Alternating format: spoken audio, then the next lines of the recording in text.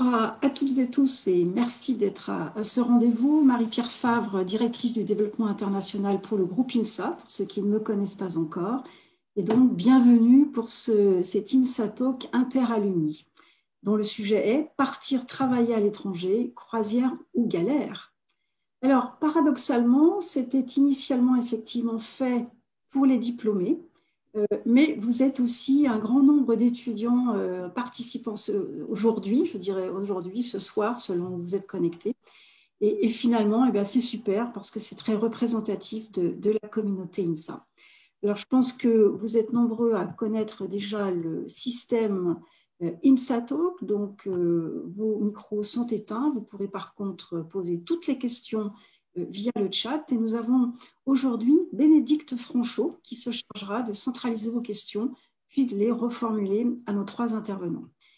Bénédicte est française, multi-expatriée en Europe, en Asie. Elle est coach et consultante dans le domaine de l'adaptation culturelle et du développement entrepreneurial et managérial. Elle est aussi diplômée Lyon 89 en génie mécanique. Alors aujourd'hui, 4 invités et le premier d'entre eux, eh bien, c'est Aurélien Truchassou, président de INSA Alumni. Aurélien, c'est à toi. Merci Marie-Pierre pour l'invitation. Donc moi c'est Aurélien Truchassou. Je suis le président d'INSA Alumni depuis 2 ans. J'ai fait l'INSA Strasbourg dans les années 2000. Je suis sorti en 2001 en promotion génie mécanique. Ça c'est pour le cursus. INSA Alumni, c'est quoi? C'est l'association des associations d'alumni de vos écoles. Donc, comme il y a Groupe INSA pour les écoles, comme il y a l'AEI pour les BDE des écoles, il y a aussi INSA Alumni au niveau des alumni pour pouvoir faire tous les projets qu'on peut faire en commun, le site internet, la revue interface, l'annuaire en commun. Donc, dès que c'est un projet commun, eh bien, c'est INSA Alumni qui s'en occupe et qui peut effectivement regrouper et partager les ressources. Dans ce cadre-là, j'ai un petit message important à vous communiquer. N'hésitez pas à mettre à jour vos coordonnées à vos associations respectives. C'est très important pour nous. Réussir à faire des conférences type INSATalk, ça part aussi du fait qu'on peut retrouver les gens assez facilement et les caser dans des cases à l'étranger, etc.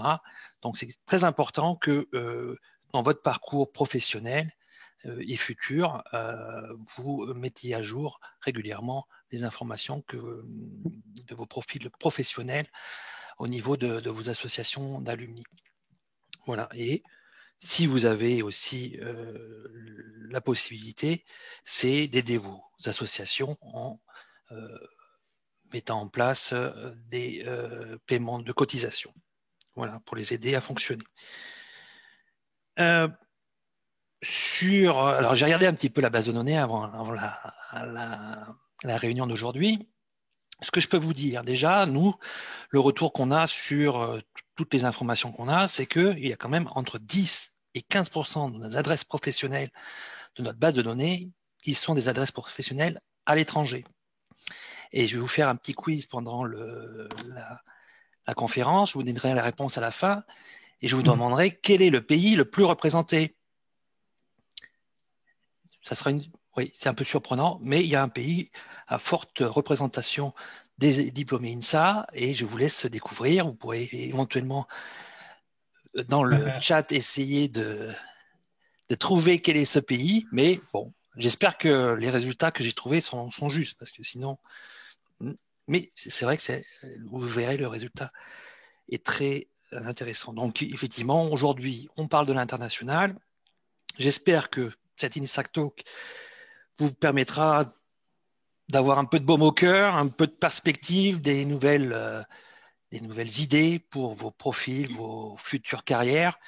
Parce que dans ces temps de pandémie, c'est quand même bien de pouvoir rêver. Allez, bonne INSATalk.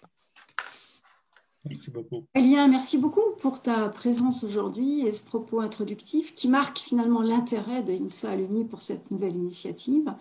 Et je permets de rajouter, en ma qualité de directrice du développement international du groupe INSA, que notre stratégie de développement du groupe s'est réaffirmée autour d'enjeux de transformation, et la communauté INSA, qui comprend bien sûr l'ensemble de nos diplômés, ingénieurs et docteurs, est partie prenante dans cette nouvelle ambition.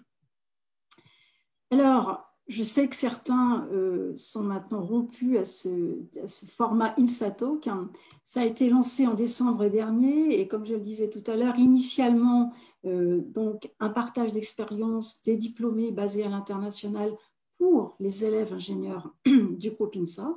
Aujourd'hui, nous avions souhaité l'ouvrir fort justement du succès que cela a déjà eu aux diplômés. Et on a, je crois, une audience assez mixte, donc c'est vraiment super. Donc c'est un rendez-vous dont la fréquence d'ailleurs reste encore à définir et ce sera avec vous que nous le ferons.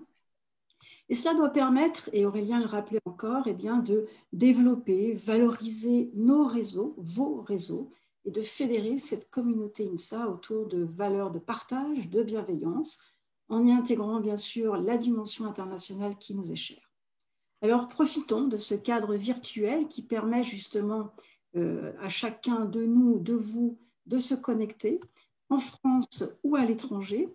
Et je vais pour ce faire, parce qu'il me paraît intéressant de savoir où est-ce que tout le monde se trouve avant de commencer vraiment de rentrer dans le vif du sujet, une question très courte à laquelle je vous demanderai de répondre en quelques secondes.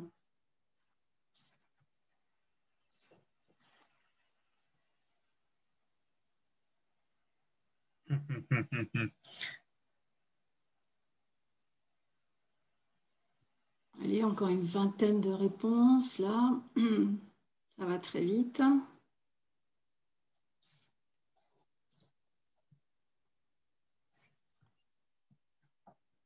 Et je me permets de partager le résultat avec vous parce que je pense que c'est intéressant pour nous tous. C'est bien une majorité aujourd'hui basée en France.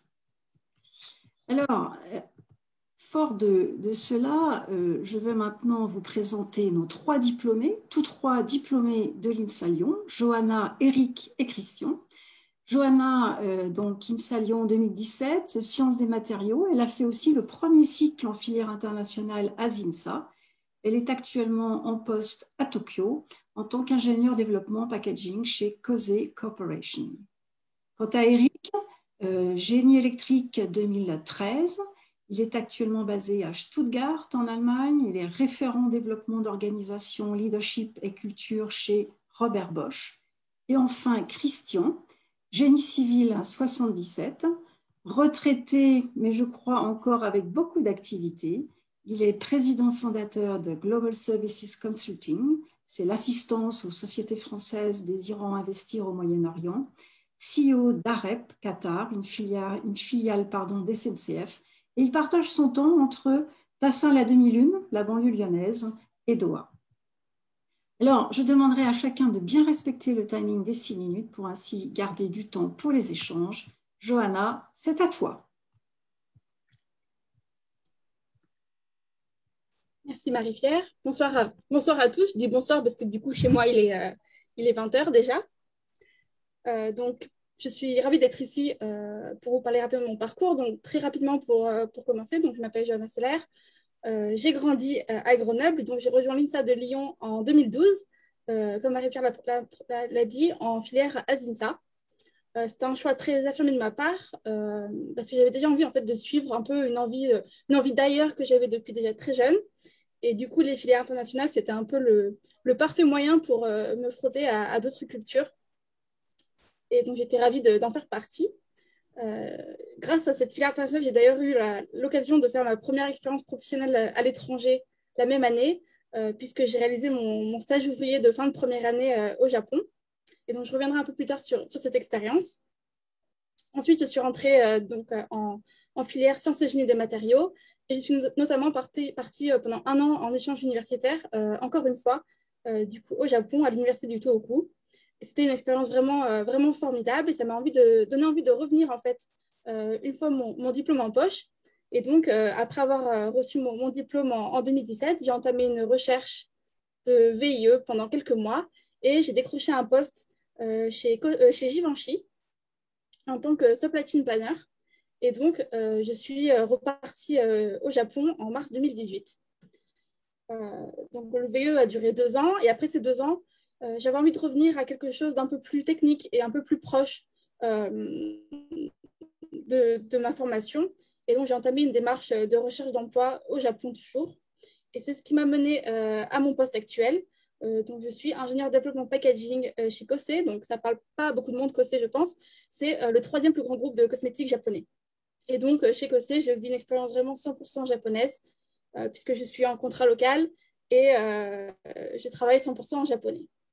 Donc, pour revenir rapidement sur les raisons de ce choix de partir travailler à l'étranger, c'est avant tout une passion que j'avais depuis très jeune pour l'Asie et en particulier pour le Japon. Mais c'est une passion que je ne sais pas trop expliquer.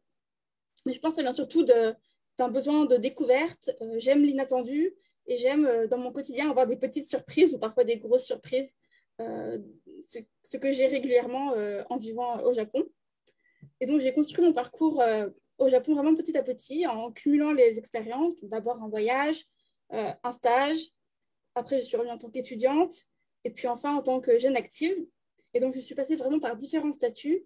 Et à chaque fois, ça m'a apporté un lot de challenges et de surprises qui ont été vraiment différentes à chaque fois. Et donc, notamment, un moment mémorable, ça a été ma première expérience en stage. Donc, j'étais vraiment dans une entreprise perdue dans la campagne japonaise, dans une entreprise aussi très traditionnelle dans sa manière de fonctionner, très japonaise.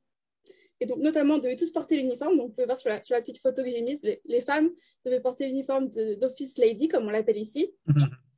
Et notamment, les talons étaient obligatoires.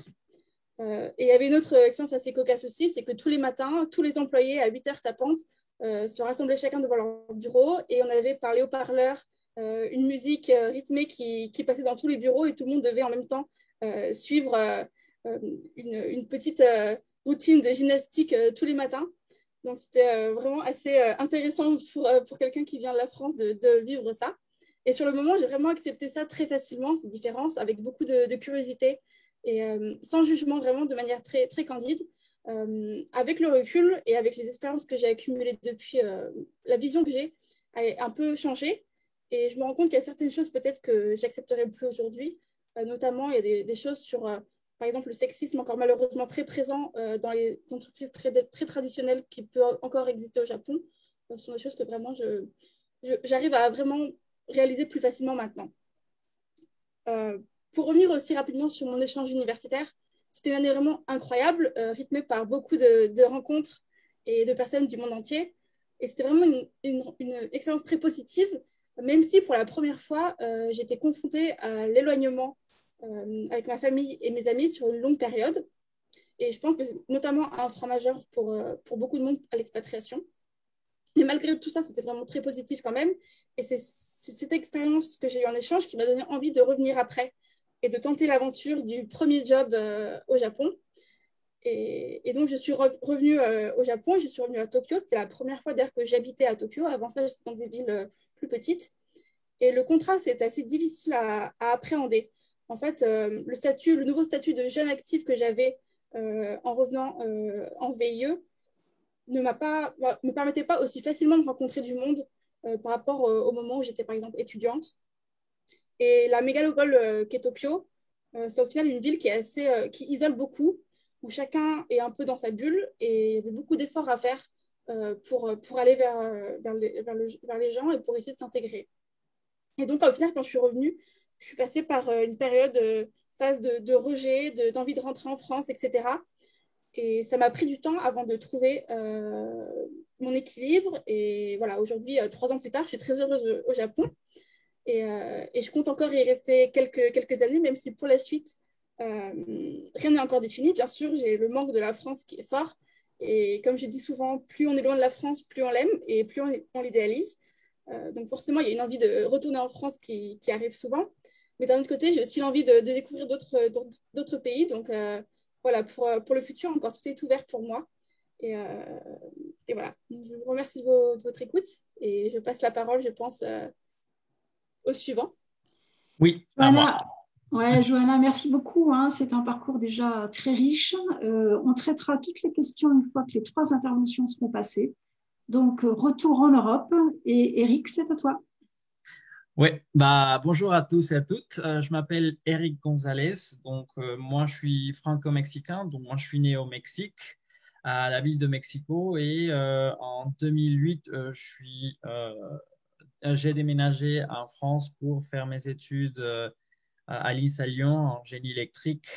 J'ai intégré tout d'abord la filière internationale Amerinsa. Donc, il y avait la moitié des élèves qui étaient français et l'autre moitié des latinos. Je ne sais pas, hein, Bénédicte, si tu peux faire passer Oui. la slide, parce qu'il y a mon slide par la suite. Et du coup, c'est là où j'ai découvert la passion pour les cultures et pour l'échange avec des personnes du monde entier. C'est là que j'ai appris, bien sûr, le français, parce que quand je suis arrivé en France, moi, je ne parlais pas le français. C'était une aventure assez exceptionnelle, ouais. Et puis, j'ai aussi appris le portugais avec des amis dans la filière Amerinsa, hein. Et puis, par la suite, à la fin de mes études, moi j'avais déjà l'envie d'aller vivre au Japon. Moi, tout le long de mon parcours, moi, j'ai vécu, travaillé, étudié dans 6 pays différents. Euh, donc après mes études à l'INSA, moi, j'ai déménagé au Japon où j'ai fait un stage d'1 an chez Mitsubishi Electric dans la R&D, donc en tant qu'ingénieur. Et ça m'a beaucoup changé cette expérience-là, parce qu'en fait, c'était même quand je suis arrivé en France, hein, la culture était quand même similaire à celle du Mexique jusqu'à un certain degré. Mais quand je suis arrivé au Japon, la culture était tellement, tellement différente. Ça m'a beaucoup marqué. Euh, depuis que je suis petit, j'aime la culture asiatique et surtout la culture japonaise. Donc, cette année d'expérience m'a permis de découvrir la façon de travailler des entreprises japonaises. Moi, j'étais dans un grand groupe Mitsubishi, hein, Mitsubishi électrique, et puis aussi la culture des gens. Enfin, moi, je me suis fait pas mal d'amis là-bas. Après cette année à Osaka, moi, je suis rentré encore une fois en France. J'ai intégré la société dans laquelle je travaille actuellement, Robert Bosch. Et là, j'ai commencé mon parcours dans un programme de trainee. Euh, donc, j'ai fait 2 ans de voyage autour du monde pour découvrir différentes fonctions et différentes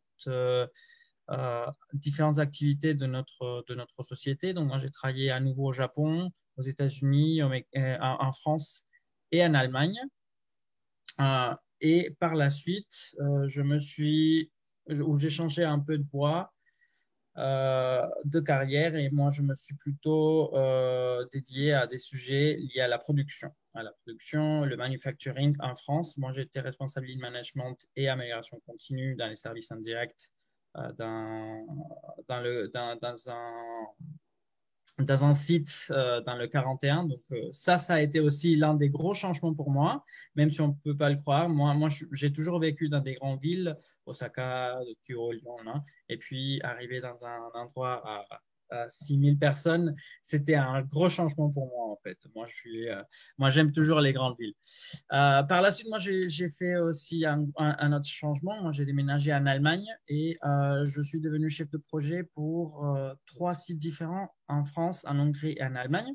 Donc, ça a été aussi une expérience différente parce que chaque semaine, je devais être dans un pays différent, je devais être tourné. Et donc, vivre toutes les semaines avec ta valise dans la main, c'est aussi quelque chose d'intéressant à découvrir, mais ce n'est pas pour tout le monde. Mais c'était aussi assez intéressant. Donc, ça m'a permis de voir un autre côté de la culture européenne, hein. Et donc, j'étais chef de projet pendant 2 ans et demi. Et puis, j'ai changé encore une fois ma carrière. Maintenant, je travaille dans le secteur RH en tant que référent d'organisation, leadership et culture chez Robert Bosch dans le siège. Donc, je travaille dans des sujets de restructuration et aussi je développe des trainings, des formations pour pour des niveaux de management chez Bosch au monde entier. Donc, je t'ai fini les standards. Euh, donc voilà, donc moi je parle 6 langues. Moi, c'est l'une des choses qui m'a beaucoup intéressé par rapport à à partir à l'étranger. Moi, quand j'étais au Mexique, moi, je voulais découvrir le monde, en fait. C'est ça qui m'a amené à changer, à aller en France et puis dans les autres pays, la culture et puis apprendre des langues. Moi, je parle 6 langues, comme je le mentionnais. Et puis, tout au long de mes expériences, l'une des expériences qui m'a beaucoup marqué, c'était au Japon, en fait, hein, aussi. Une fois, quand il pleuvait, il y a quelqu'un, en fait, qui est arrivé. Moi, je n'avais pas de parapluie parce que je n'avais pas prévu qu'il pleuve ce jour-là. Et quelqu'un dans la rue est venu et il m'a donné son parapluie. Comme ça, il est parti, il était mouillé, mais lui, il m'a donné son parapluie. Donc, moi, c'est l'une des choses qui m'a beaucoup surpris de la culture japonaise, la sécurité qu'il y avait là-dedans aussi. Et sinon, dans la culture européenne, moi, je me rappelle des premiers jours quand je suis arrivé en France, quand tout était magique. Au Mexique, le soleil se couche à 8 heures à peu près, enfin, tous les jours, peu importe la saison. Et quand je suis arrivé en France, c'était l'été, en août, et le soleil se couchait à 22 heures. Et il sortait à 4 heures, 5 heures du matin. Et moi, j'étais extrêmement surpris. J'ai dit, oh, il fait toujours beau et c'est magnifique. Et je me rappelle beaucoup de ces expériences par rapport au changement de temps. Mais par contre, par rapport aux défis, moi, quelque chose qui m'est arrivé assez souvent, et bon, je me suis habitué, mais c'est pas toujours facile, c'est le fait de devoir dire au revoir aux personnes ou aux amis que je m'aurais fait dans les différents pays, non? Parce que parfois, je sais que je vais pas forcément revenir assez souvent dans les endroits où j'y étais. Et le fait de te faire des expériences, de faire des connaissances et puis devoir dire au revoir, c'est pour moi quelque chose qui est difficile. Mais bon, plus on le fait, plus on s'habitue, mais ça reste quand même quelque chose qu'on dit, oh, c'est dommage. Voilà. Donc, en plus de ce que je fais professionnellement, moi, j'ai différentes passions et d'autres activités que je fais. Donc, moi, j'ai créé une association pour pour aider des élèves latinos à faire ses études en France. Donc, peut-être par la suite, on pourra parler dans un autre talk de ça. Ça s'appelle l'association. Je suis coach de carrière, donc j'aide des élèves à trouver sa voie, à savoir mieux se vendre pour trouver son premier emploi, non? Donc, si jamais vous avez envie ou vous avez des questions, n'hésitez pas à me contacter. Et puis, bien sûr, j'adore voyager, faire du street workout, rester healthy, ouais, voilà, faire du sport, jogging et apprendre des langues et la photographie. Donc, voilà pour moi. Et je passe la parole à Christian. Merci beaucoup, Eric. Quel parcours, mais que de défis aussi culturels, personnels, professionnels. Alors, on repart un petit peu à l'est pour rejoindre Christian à Doha. Christian, c'est à toi. Merci Marie-Pierre. Oui, bonjour à tous, à toutes et à tous, en direct de Doha où je termine ma quarantaine. Donc, moi, je suis un petit peu le vieux de la bande, là. Hein. Je peux vous dire déjà une chose, c'est pas au Qatar où il y a le plus d'alumni. Hein. Je vais commencer par les chiffres. En 43 ans de carrière, j'ai passé 37 ans à l'étranger et seulement 6 ans en France. D'autres chiffres, j'ai, pas tellement moi, mais surtout ma femme, organisé 18 déménagements, hein, dont 5 seulement en France. Alors, j'ai travaillé où? J'ai travaillé de la Colombie aux USA en passant par la Chine. J'ai travaillé du Qatar aux US en passant par le Congo-Brazza. En tout, j'ai fait travailler, c'est-à-dire plus d'un an, hein, voire maintenant, le Qatar, c'est 11 ans, mais dans les pays, généralement, je suis resté 2 à 3 ans. J'ai fait une douzaine de pays. J'ai travaillé dans des fonctions très diverses, puisque j'ai commencé comme ingénieur travaux. J'ai fait de la direction générale de filiales aux États-Unis. Je suis passé par la direction technique en Asie et j'ai fait aussi de la direction commerciale. Et maintenant, eh bien oui, je fais carrément de la direction d'entreprise. Mes activités, ça a été bien sûr pendant pratiquement plus de 38 ans dans le groupe Bouygues, essentiellement donc des TP, des travaux publics, du bâtiment aussi, hein, notamment un très gros projet ici à Doha. J'ai travaillé également dans le traitement de l'eau. Et ma fin de carrière s'est passée ici à Doha, pas dans le groupe Bouygues, mais en tant que représentant de la SNCF et de la RATP pour l'exploitation du réseau de métro de Doha. Donc, toute cette carrière essentiellement au sein d'un grand groupe, hein, qui est très rodé au travail à l'international et qui facilite énormément aux personnes qui veulent aller travailler à l'international, je dirais, la facilité de pouvoir exaucer ce vœu. Aujourd'hui, je suis à la retraite, mais j'ai créé une société donc, de consultants au Qatar, comme l'a dit Marie-Pierre, qui aide les entreprises, je dirais les entreprises innovantes françaises et qui veulent investir ou co-investir surtout au Qatar ou dans les autres pays environnants. Et je conseille aussi en France quelques jeunes pousses dans leur organisation, parce que généralement ces jeunes pousses sont créés soit par des ingénieurs, soit par des banquiers, et au bout de quelques années, quand la société d'école, ils sont un petit peu perdus dans l'organisation, donc je les conseille également. Aujourd'hui, je suis chargé de mission au sein de l'AIL pour structurer les groupes alumni à l'international. On pourra en parler si jamais vous avez été déjà contacté par l'AIL.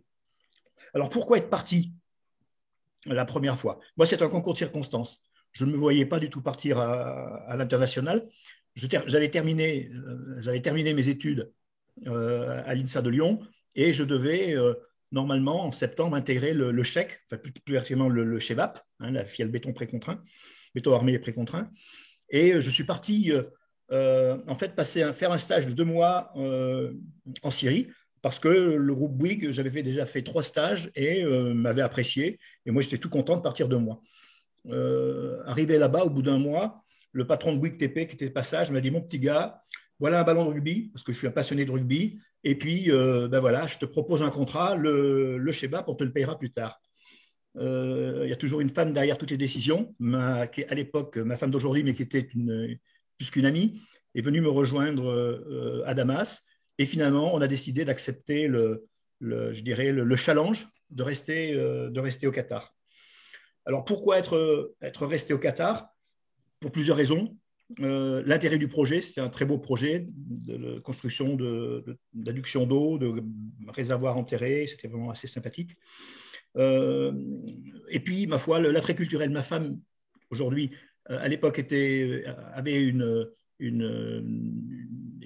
fait des études à l'université en histoire, donc c'est un pays riche, donc il y avait une bonne adéquation. Premier boulot intéressant, on y reste. Hein. Et puis ensuite, bon, j'ai été obligé de quitter le pays. On aurait aimé y rester, mais il fallait que je rentre en France pour, ma foi, pour faire le service militaire. Bon, pour certaines raisons, j'ai été exempté. Et ensuite, eh bien, on s'est posé la question, est-ce qu'on repart ou pas? Alors, savoir pourquoi on part. Oui, je pense qu'il faut essayer déjà de voir ce qu'on va y trouver. Hein. Ça, c'est un élément essentiel. Hein. Mais pour moi, chaque fois qu'on est parti, ce qu'on a cherché, d'abord, c'était pour moi le challenge du projet. Hein. Et puis pour ma femme, quelles étaient les cultures qu'on allait trouver. Hein. Au fil du temps, quand on a eu des enfants, il y avait aussi un autre facteur, parce que c'était une des conditions sine qua non pour partir avec Bouygues. Je veux que ma famille m'accompagne. Donc, ça a été aussi de comment la famille allait pouvoir, vivre normalement, notamment pour les études. Grâce à cette vie, mes enfants sont bilingues, voire trilingues. Hein. Bon, qu'est-ce que je peux vous dire? Bon, tous les paros à l'étranger. Hein, au Congo, on a été attaqué en pleine nuit. Bon, c'est un petit peu les galères parfois, mais quelle aussi des choses fantastiques de voir des paysages, de voir des monuments historiques, de voir culturellement, hein, et puis surtout d'échanger avec les gens. Il y a une richesse. J'ai encore des amis pratiquement dans tous les pays où je suis passé, et ça, c'est assez fantastique. Voilà, je ne veux pas être plus long. Parce que je pense que c'est plus intéressant de répondre à des questions. Je pense qu'il y en aura. J'ai beaucoup de matière sans doute à y répondre. Je vous remercie et je laisse la parole à Marie-Pierre.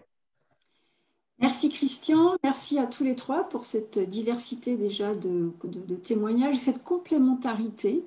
Et je vais tout de suite me tourner vers Bénédicte pour les premières questions de notre public. Oui, bonjour à tous. Alors, peut-être on commençait par une petite question pour Johanna, c'est une clarification. Quel était ton niveau de japonais au moment où tu es partie?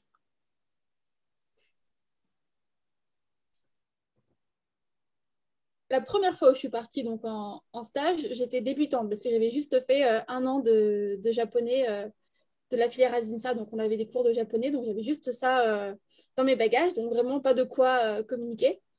Et après, quand je suis revenue en échange, bah, c'est là-bas où j'ai appris justement pendant cette année le japonais le plus intensivement, on va dire. Et quand je suis revenue travailler, je n'étais pas encore bilingue, mais on va dire intermédiaire. Et maintenant, après 3 ans, je suis presque bilingue. En tout cas, je peux travailler en japonais. Bien, merci, Johanna. J'aurais envie de poser la même question à Christian, puisque Eric, on sait que tu parlais déjà plusieurs langues avant de partir. Christian, quel était ton niveau de langue quand tu es parti, notamment la première fois?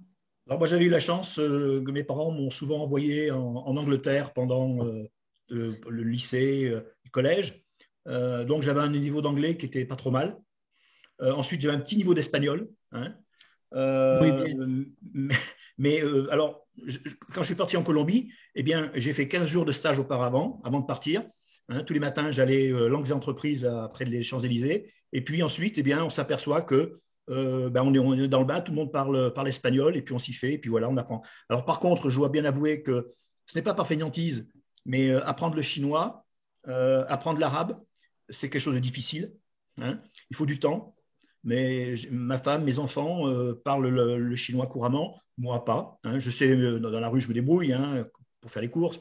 Hein. C'est pareil pour l'arabe. Quoique l'arabe encore, j'ai été plus imprégné parce qu'en Syrie, il y avait pas beaucoup d'autres Français avec moi, donc j'ai été obligé de l'apprendre un peu. Mais c'est un arabe de galère, hein, c'est pas un arabe très littéraire. Donc voilà, mon niveau. Et avec ça, on s'aperçoit de toute façon que l'anglais, même en Chine, quand je suis arrivé en 2003, où il y avait relativement peu d'ingénieurs qui parlaient anglais, ben, je me suis toujours débrouillé. C'est toujours débrouillé, hein. Donc, moi, je pense que c'est un critère important, mais il ne faut pas se focaliser sur ça. Merci, Christian. Une question aussi que je voudrais poser à tous les trois, qui est revenue plusieurs fois, c'est est-ce que vos responsables hiérarchiques étaient ou sont encore aujourd'hui des locaux ou ont un profil international? Peut-être Johanna en premier? Oui. Pour moi, ça a varié. Donc, quand j'étais en stage, et là actuellement chez Cossé, c'est vraiment des entreprises 100% japonais. Je suis d'ailleurs la seule étrangère dans toute l'entreprise. Et quand j'étais en VE, par contre, c'était un peu différent parce que du coup, c'est une entreprise française. Et là, ma responsable hiérarchique était américaine. Donc, c'était un peu plus facile parfois de se comprendre, c'est vrai, par rapport à des responsables hiérarchiques japonais qui ont parfois des manières de faire dont on n'a pas l'habitude au début. Mais on apprend avec l'expérience et on s'y fait. Ouais, pour moi aussi, enfin, c'était toujours la plupart des responsables, c'était des responsables locaux. Donc, si j'étais au Japon, bah, c'était des Japonais. En Allemagne, c'était des Allemands. En France, des Français. Et j'ai toujours eu aussi des contrats locaux. Donc, moi, ça a été toujours le fait de devoir s'adapter à la culture du travail, de l'endroit ou du pays dans lequel je vais. Ouais. Pour moi, ça a toujours été des gens expatriés comme moi, parce que généralement, au début, c'était dans des grands groupes ou même dans des filiales et autres. Donc, c'était des Français, hein. Donc, je n'ai pas eu de problème, sauf aux États-Unis, où moi, j'étais vice-président et en fait, le président était américain. C'est la seule expatriation où effectivement j'ai eu un supérieur qui était américain mais très francophone. Merci à tous les trois. Une question pour Eric et puis Christian. Comment fait-on pour créer et gérer une vie sociale, familiale et amoureuse lorsqu'on déménage tous les 3 ans? C'est une question intéressante en fait. Moi, je pense qu'il faut avoir l'envie de découvrir la culture, hein, d'abord, et de ne pas être fermé. Parce que moi, je retrouve souvent des étrangers qui n'essayent de rester qu'avec des gens de son pays. Donc, moi, je vois pas mal de latinos qui ne parlent qu'avec des latinos, même en habitant dans un autre pays. Et moi, je trouve que c'est très important de s'ouvrir, d'essayer de trouver des activités, hein, dans le pays dans lequel on va. Moi, quand j'étais au Japon, moi, je jouais au Go, par exemple. C'est un jeu asiatique.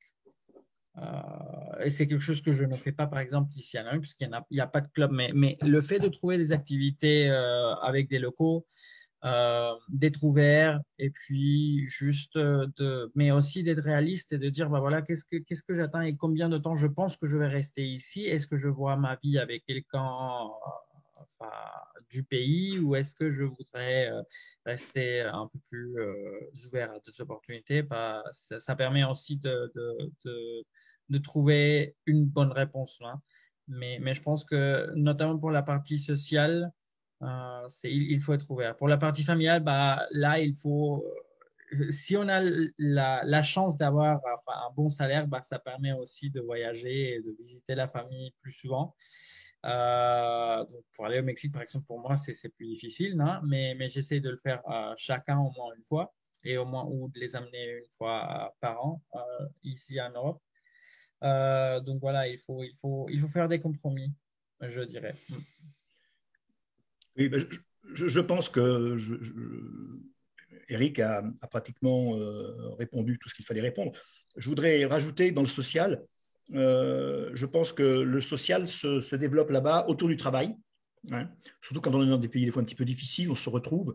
Et quand je dis le social, ces regroupements, ce n'est pas forcément que les expats. Hein. Généralement, il y a des rencontres, etc. On a beaucoup d'animations et c'est l'ensemble du personnel qui y participe. Donc, il y a du local, de l'expatrié, pas forcément de l'expatrié français d'ailleurs.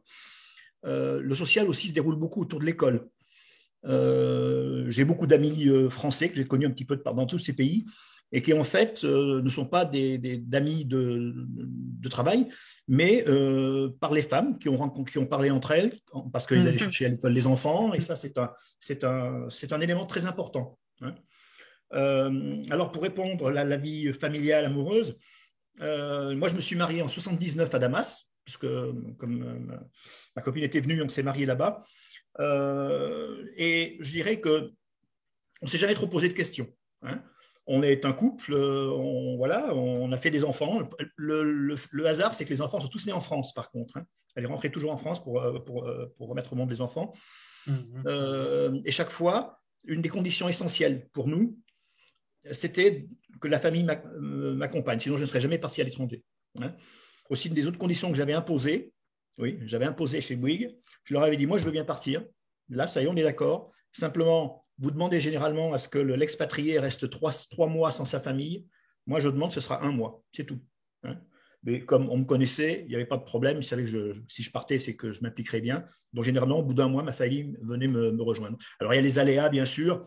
Plutôt au début ou à la fin, c'est effectivement les cycles scolaires. Hein. Ça peut des fois poser un petit problème. Mais sinon, c'est pas un gros problème. Hein.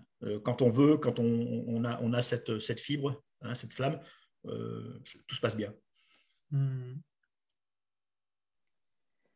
Merci Christian et Eric pour ces réponses. J'aurais envie de poser la question à Johanna aussi par rapport à cette intégration sociale. Johanna, tu as mentionné qu'il y avait une période où quand tu es arrivée à Tokyo, comme c'est une grande ville, une période un peu d'isolement.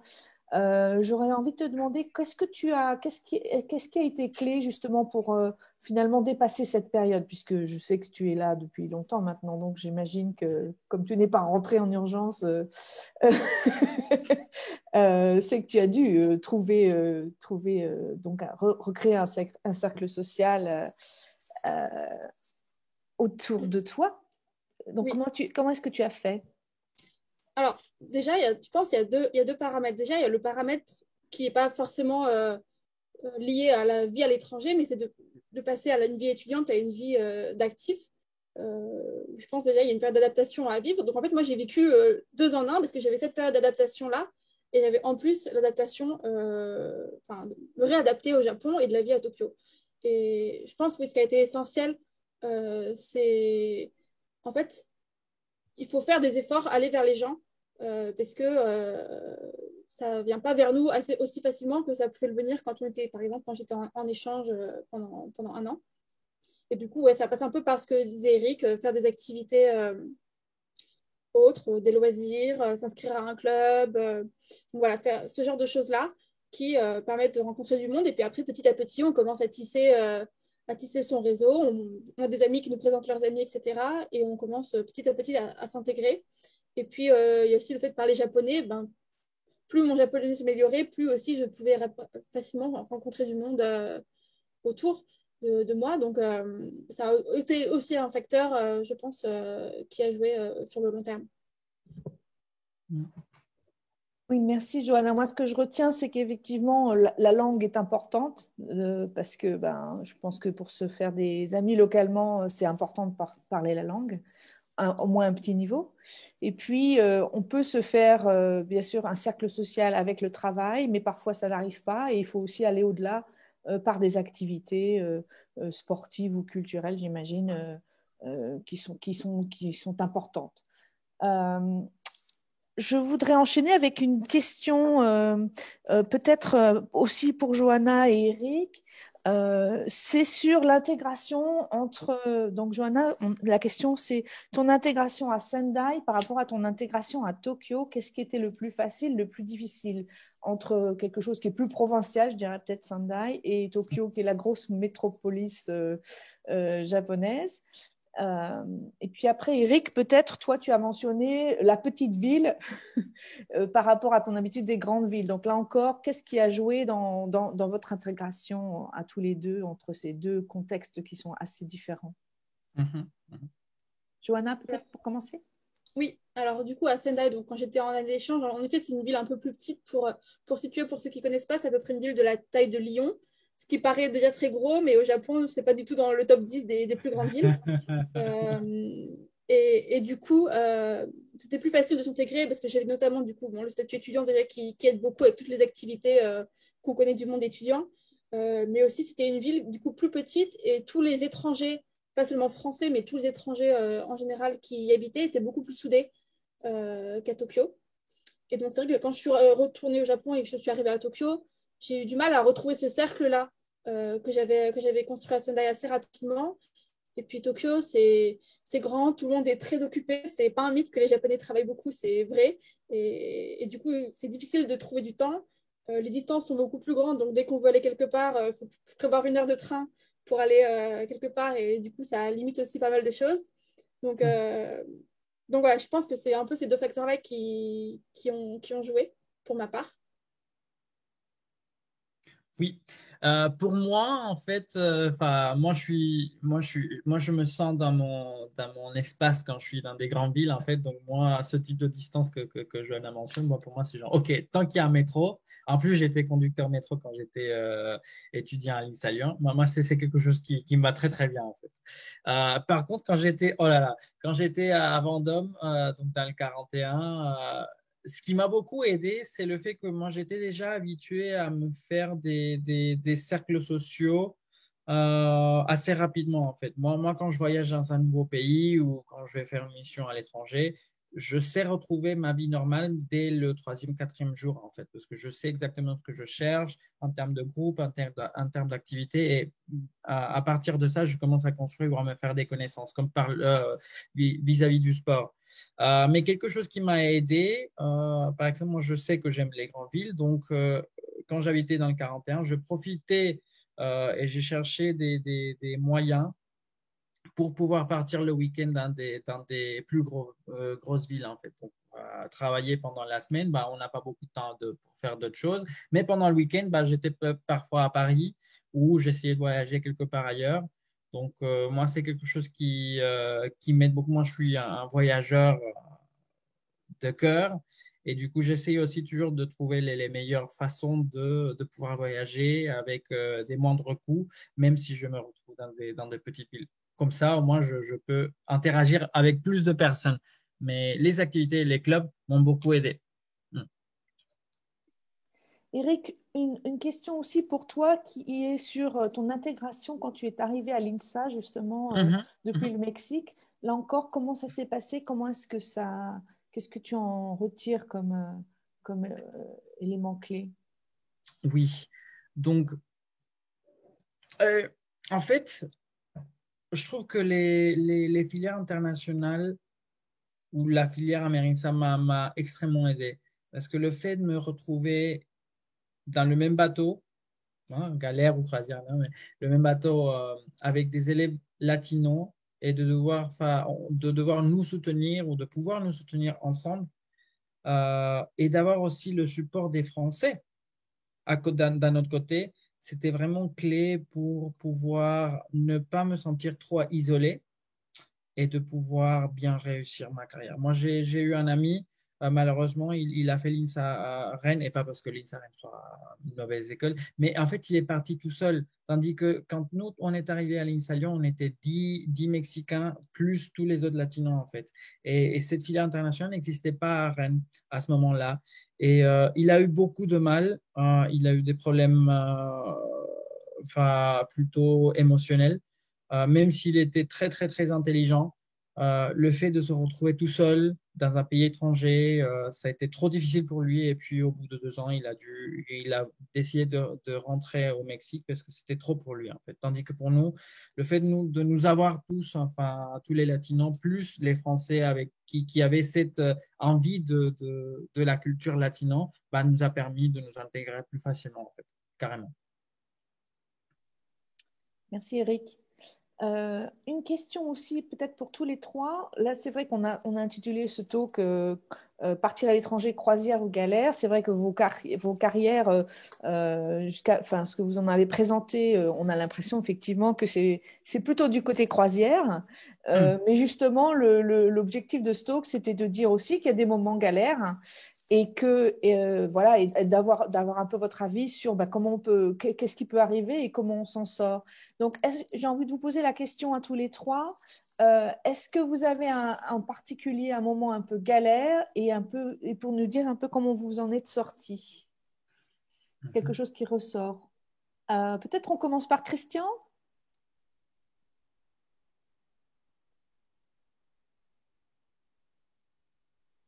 Désolé. Oui, Voilà.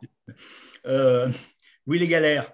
Bon, sur un ton de joke, je pourrais dire c'est fermer la maison en France, faire tenir les bagages dans la voiture et dans l'avion, et puis faire attention aux 3 diables qui sont tout excités. Non, trêve de plaisanterie. Je pense que les galères, j'en ai connu. J'en ai connu au travail. Hein. Je suis parti à l'époque, on n'avait pas d'enfants, mais on est parti en Algérie. Où j'étais détaché par Bouygues au sein d'un cabinet d'ingénierie, parce que j'avais une spécialité de faire partir à l'explosif des trucs, donc il me fallait là-bas, c'était compliqué. Et ça s'est très mal passé. Ça s'est mal passé parce qu'en fait, vous allez rire, mais je foutais rien. J'avais 2 heures par jour et on était perdus en pleine nature. C'était vraiment pas du tout un challenge, alors que moi, je suis un homme de challenge, c'est ma fibre. Donc, je m'ennuyais. Hein. Donc, c'est comme quoi, des fois, on peut. Certains, ce serait sans aucun doute plus du job, mais pas moi. Et ça se ressent sur le comportement après les heures de travail, qui ne sont pas nombreuses. Donc, ça peut être une galère, des fois, de s'ennuyer au travail. Et surtout quand il n'y a rien à faire autour. Hein. Il y a aussi un problème, je dirais, dans l'environnement. Au Congo, où c'est vrai, je ne suis pas resté non plus très longtemps, je crois que c'est 18 mois, l'environnement était très difficile. En pleine nuit, on a été attaqué dans notre maison. Hein. Donc ça, c'est difficile à vivre. Au Vietnam, où il fallait faire attention, un de mes plus jeunes fils était blond comme les blés, il avait 4-5 ans, et il ne pouvait pas sortir dans la rue, parce que surtout les Vietnamiennes lui tiraient les poils blonds. Hein. Donc la famille se sentait mal. Hein. Donc c'est des fois des galères. Hein. Au travail, j'en ai très peu connu. Il y a les problèmes de chantier, des fois, qui sont énormes, mais on est là pour ça, c'est notre passion, donc on l'accepte. Hein. Mais parfois, quand on n'a rien à faire, ou autre raison aussi, moi j'ai connu des copains qui étaient sur l'international et on les avait lâchés, ils n'étaient pas chez Bouygues, mais dans un concurrent, et ils devaient se débrouiller tout seuls. Et ils en avaient ras la casquette, parce que c'était beaucoup trop lourd à porter. Hein. Et puis, donc, je relis l'environnement familial, qui est particulièrement à prendre en compte. Ouais. Très bien, merci Christian. Eric, est-ce que tu peux faire, comme on a le temps qui est compté, est-ce que tu peux nous dire par exemple un exemple de galère de ton côté? Donc pour moi, je dirais c'est plutôt concernant la santé et la famille. En fait, quand on se retrouve parfois tout seul et qu'on a des gros pépins. Ça devient plus difficile quand tu dois tout faire tout seul, enfin, quand tu es à l'hôpital tout seul et que tu dois faire face à tout ce type de choses et que tu n'as personne pour t'aider. En fait, bien sûr, tu as tes amis, mais bon, c'est jamais la même chose que quand tu as la famille. Non. Le fait de vivre avec. Moi, j'ai eu une tante qui a eu une maladie, enfin, il y a eu un cancer et ne pas pouvoir se tenir cette personne-là, savoir que peut-être il ne serait plus là, hein, et que toi, tu te retrouvais à l'autre bout du monde, c'est vraiment, vraiment quelque chose de difficile. Donc, c'est pas toujours facile. Et bon, si je dois te dire un deuxième truc, c'est la partie le temps. Pour moi, le temps, le beau temps, enfin, le climat m'affecte beaucoup. Et parfois, l'hiver en Europe, ça peut être difficile. En tout cas pour moi. Enfin, bref. Merci, Eric. Et pour la dernière réponse, le mot de la fin, Johanna?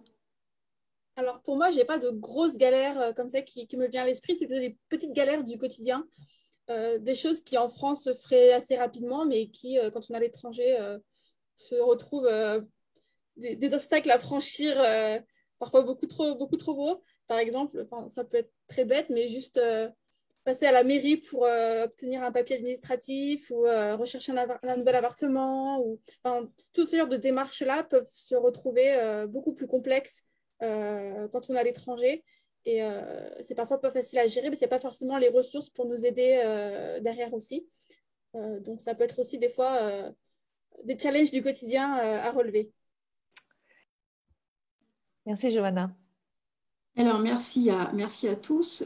Peut-être un dernier mot, mais un seul, de chacun de vous, un dernier message à adresser à vos collègues diplômés ou à nos étudiants. Un seul mot. Allez, Christian, on repart dans l'autre sens. Partez, partez, partez.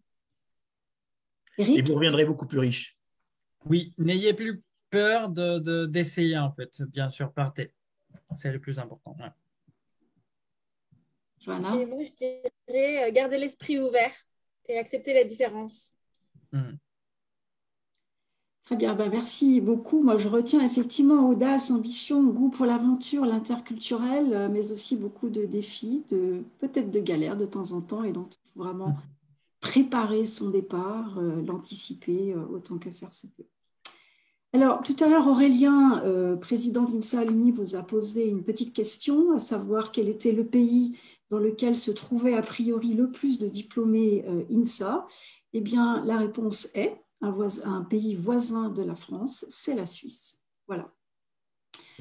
Avant de clore, moi, j'ai encore besoin de votre contribution. Ensuite, je ferai quelques remerciements. Mais pour avoir justement votre avis, alors vous me laissez une seconde, voilà, sur l'événement présent, mais aussi quelques perspectives. Donc à vos claviers.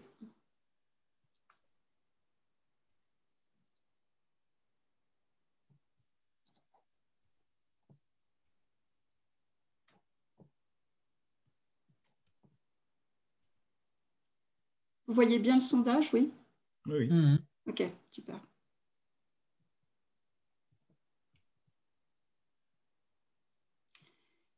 Voilà, et je voudrais en profiter pour remercier déjà la contribution là, sur le sondage, mais surtout à tous ceux qui ont contribué à l'organisation de l'événement. Bénédicte, merci pour tout ton travail en amont et cette co-animation. Je voudrais aussi remercier Véronique Desruelles, qui est la directrice de la communication du groupe INSA, et toute son équipe. Je ne les avais pas encore citées. Et puis, bien sûr, INSA Alumni et les associations de diplômés avec lesquelles nous engageons un travail toujours plus collaboratif. Donc, Aurélien, merci encore pour ta présence aujourd'hui. Merci à nos diplômés pour ce partage d'expériences. Encore une fois, des parcours très riches et qui doivent vraiment être inspirants pour notre communauté INSA. Alors, le prochain INSA Talk sera sur le thème de l'entrepreneuriat à l'international. Il est a priori pour les élèves ingénieurs, mais encore une fois, les alumni sont toujours bienvenus. Et ce sera le 22 avril à 12h, heure de Paris. Je pense qu'on doit avoir d'ailleurs une slide je ne la vois pas tout de suite, mais qui vous précisera tout cela. Aux quatre coins de la planète, eh bien, je souhaite à tous le meilleur pour les mois qui viennent, patience, confiance, résilience, mais aussi plein d'idées et de projections, avec l'espoir que les frontières eh bien, puissent se réouvrir très prochainement. Et l'importance des réseaux est plus que jamais avérée dans ce contexte de complexité, d'incertitude. Alors faites que le réseau INSA vous soit utile, soit source d'inspiration, de développement et de rayonnement. Et n'hésitez pas à utiliser le chat aussi si vous avez des préconisations en matière de promotion, de rayonnement pour ce réseau INSA. Et n'hésitez pas non plus à faire du buzz sur cet événement. On compte sur vous pour le partager, réagir et inviter eh bien, d'autres camarades, d'autres collègues pour les prochains INSA Talks. À tous, un grand merci. Bonne journée, bonne soirée à ceux qui sont au Japon notamment et à très bientôt. Merci beaucoup. Bye bye. Au revoir, merci beaucoup. Au revoir, merci beaucoup. Merci. Au revoir.